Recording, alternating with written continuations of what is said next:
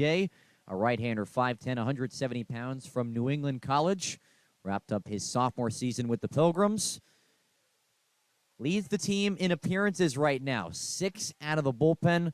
Last came on June 7th against the Worcester Bravehearts, where he went 1 1/3, 2 earned run, 2 hits, 3 walks allowed, 1 strikeout. Has an ERA of 7.20. Went 1-0 last summer with Nashua. Did not allow an earned run in his 3 regular season outings. And teammates with center fielder Luca Giolongo.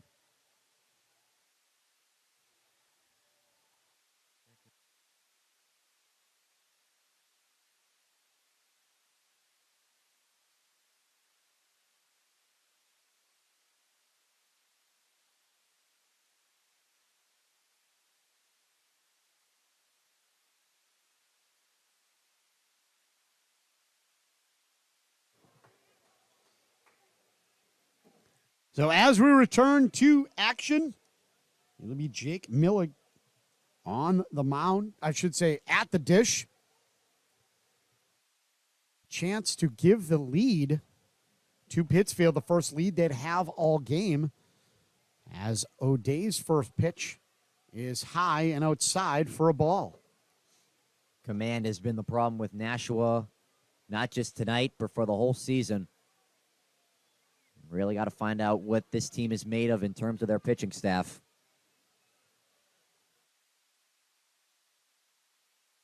One-0 pitch in there for a strike on the inside corner. Nicely placed. And it's 1-1.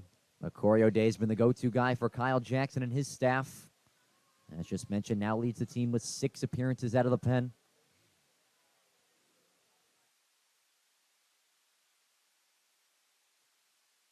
Comes to the set, looks back the runners, kicks and deals. That one's popped up. Should be an infield fly rule. As the third baseman catches it, Giuliano, Scott and O'Day going over to cover third, and a huge out there for O'Day for out number 1. Just the start you need out of the bullpen. You inherit the first 2 runners on. Infield fly rule will always work out in the pitcher's favor, and especially for the defense. Always got to wonder if the infielders, if they just drop it in that situation, if sometimes the fielders aren't aware. It's never a bad play. I agree. Not necessarily a bad play. I just, maybe bad form would be the way to I don't know, you know? As it looks like Giuliano is just in on the grass with 1 out here, trying to prevent the bunt opportunity, and that just missed by O'Day on the outside. As Jack Ryan looks at the first pitch ball, and it's 1-0. Shelley at second, Rose at first. 1 out here. And the top of the 7th, Nashua looking to get out of this virtually unscathed if they can. As that's past Redden. As going down to third and second is Rochelle and Rose, respectfully. Now both runners in scoring position.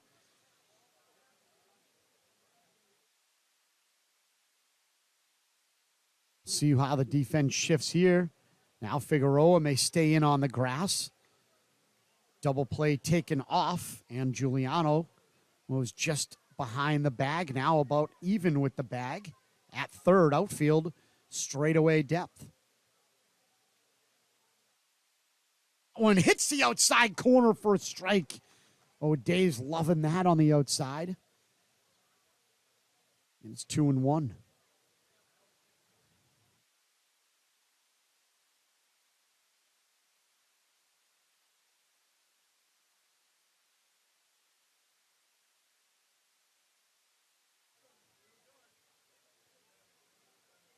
That one low, couldn't get him to chase, and it's 3-1. Parker Red's got to be careful here. You got to block everything that comes your way. You got to be able to put your body on the line as a catcher. Can't let those runs get home. Already happened earlier tonight. So the 3-1 pitch coming here from O'Day. And it goes right back to the shortstop. They go home with it and throw it away. Nashua. as they don't get the out. The run scores, and a lose-lose situation for the Silver Knights. It's now 5-4, and runners at second and third again, with still only one out. With that ground ball heading to shortstop, you make the sacrifice that a run scores, but you ultimately get the out. And as you said, it's a lose-lose situation for Nashua. Deep into the shortstop hole was Zachary Scott. Tried to fire it home. Too tall for his target of Redden. And now back to runners at second and third, but just a one-run game now. And those are the mental mistakes that you can't have in the most inopportune times for Nashua. It's been happening over and over. That one is high and inside at 86. All one to Burson.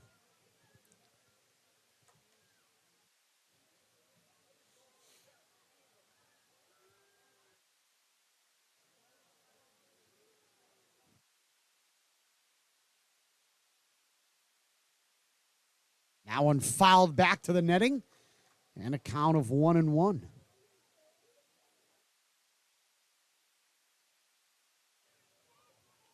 Nashua crowd starting to fall a little silent here.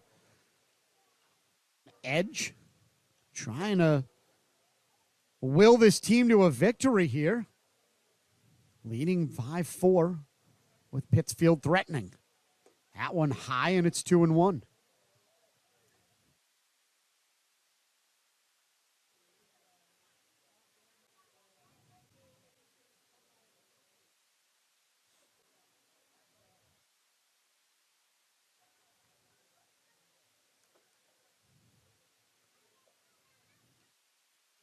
O'Day gets the sign, deals inside. He get him to go.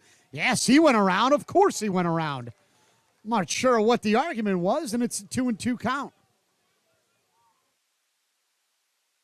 Big pitch for O'Day here. You have the open base. But, of course, you never want the bases loaded in a situation like this. Currently the seventh hitter. And that one's high. Tried to get him a chase. He didn't, and the count runs full. Runners will be paying attention to the contact, not necessarily off on contact with only one out. But O'Day needing a big pitch here.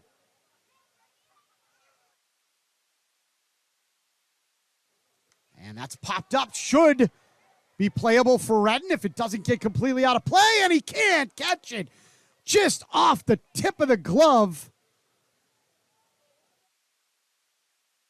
And unable to get it. And we'll see if that comes back to haunt the Silver Knights, as that was tailor-made for an easy out. Tough play up against the netting, but perfect opportunity to get out number 2 in this inning. So back again, O'Day. 3-2 pitch comes to the set and delivers. Popped up. Might be deep enough to score one. We'll see as Pacheco goes back to get it. And the tag made and the throw home, and he is safe. And it's tied up here in Nashua, as we're going to see if we can get it off. Did he go early? We're waiting. Oh, did he go early? He did not. And it is all tied up here at historic Holman Stadium, 5-5. And that error, throwing that ball away from short to home, does prove costly.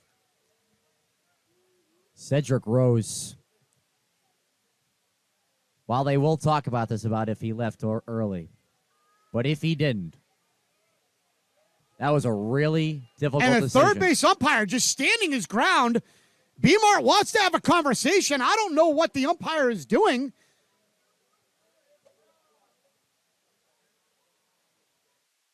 As we're going to have a conversation here. Brendan Martin not happy at all, just by the look.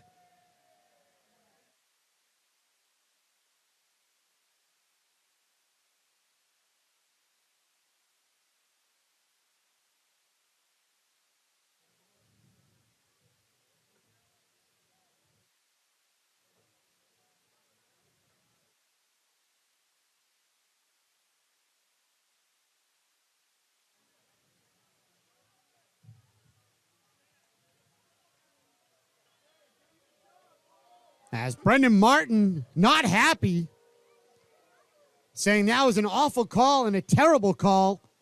Walks back after he gets his money's worth. But it's a tie ball game. As two runners already crossed the plate here. With a runner at third now. And Pittsfield wanting more. We said it back in the second inning that you couldn't let up on a team like Pittsfield.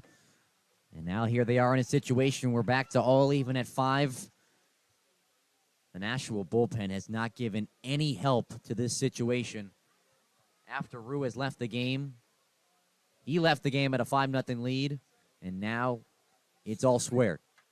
And that has popped up to King. That will get up and out of play.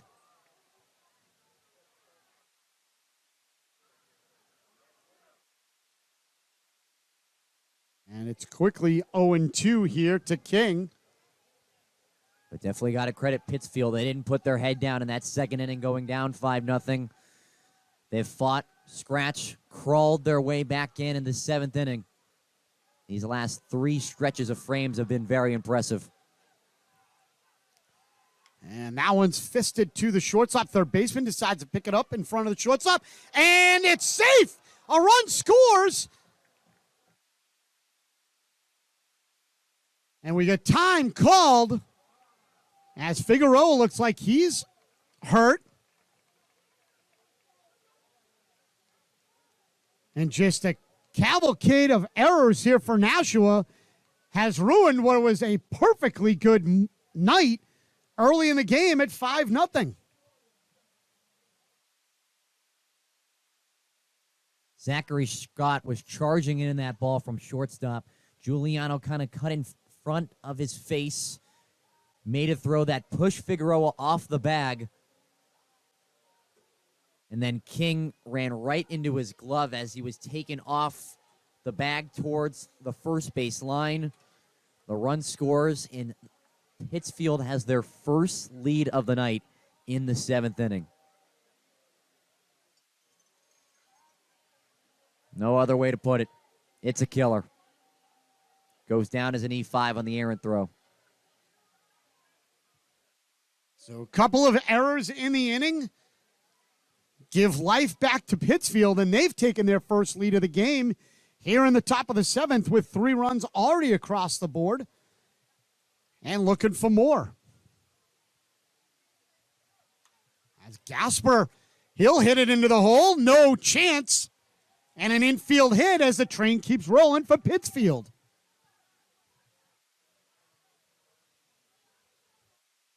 Tough play to make with a runner on the move. Giuliano to his backhand.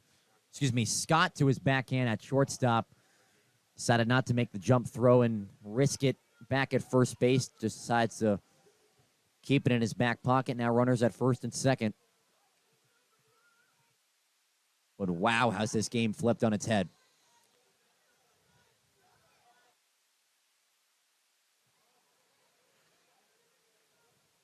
So the runner off at third and first on the delayed double steal. And a foul there to Gaspar as he is the 8th man to bat in this inning. Harris on deck would be the 9th hitter if McGee makes it.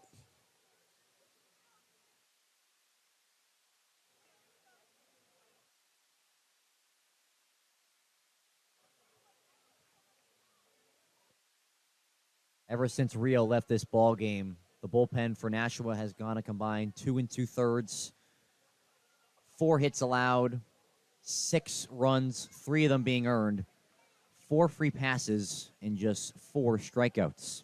And the 2 costly errors. As the 0-1 pitch here. Coming up. And that one's popped up over our heads here. And it's quickly ahead. 0-2 is O'Day. And looking for a big out here. Keeping it only to a 1-run lead is what Nashua's looking. And hopefully we'll get their bats going in the bottom of this inning.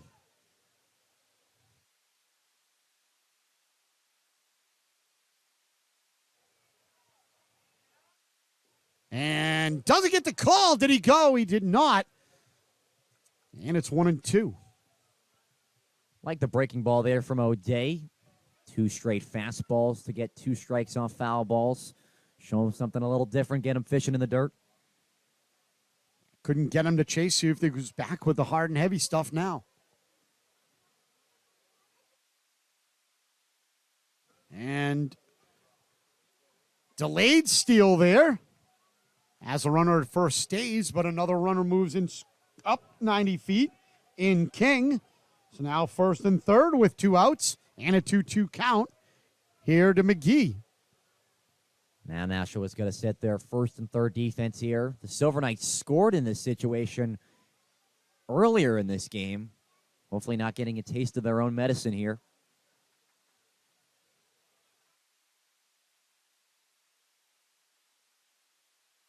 O'Day comes to the set. And that one's to the shortstop. Could be a tough play over to first, and they get him in time. And that will do it for the inning. But Pittsfield comes back in a big way. They get 3 that inning and take the lead 6-5. We'll be back here for the bottom of the 7th in just a moment on the FCBL Network.